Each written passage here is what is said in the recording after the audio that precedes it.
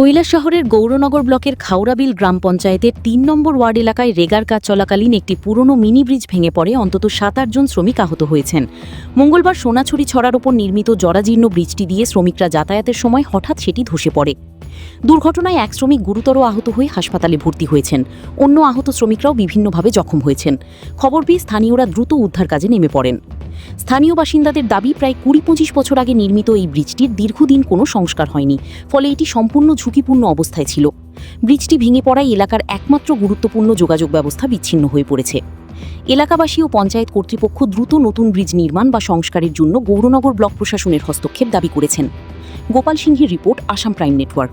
এখানে স্থানীয় মানে এই ব্রিজ দিয়ে একমাত্র রাস্তা, হ্যাঁ, এবং যারা স্থায়ী কর্মক্ষেত্রে যে কোনো ক্ষেত্রে যায় তাদের জন্য অনেকটা এখন অসুবিধা হয়েছে। এখন আপনি চান কি?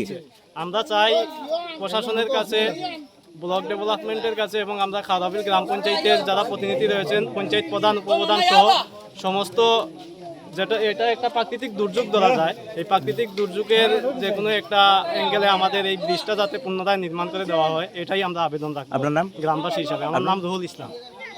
আপনি পঞ্চায়েতের মাধ্যমে আজ থেকে প্রায় 20 বছর আগে এটা আপনার বাড়ির একমাত্র ব্রিজ আছে? না, প্রচুর মানুষ যাওয়ার না ওই যে এদিকে মানুষ প্রচুর আসা যাওয়া করে আমার বাড়ির সামনে যে ব্রিজটা দিয়া, কিন্তু ওইদিকে মানুষের এই এলাকার মানুষ সই দেওয়া যায়।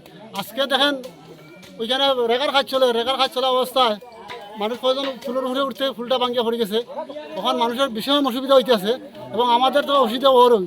কিন্তু এটা আমার আবেদন মাননীয় পঞ্চায়েতের কাছে এবং মাননীয় বিডিওর কাছে, যেহেতু আমার এই ফুলটা আবার পুনরায় যাতে এই ফুলটা খরিদ দেওয়া হয় এবং মানুষের উপকারের জন্য এটা করার লেগে আমি আবেদন রাখছি। বর্তমান অবস্থা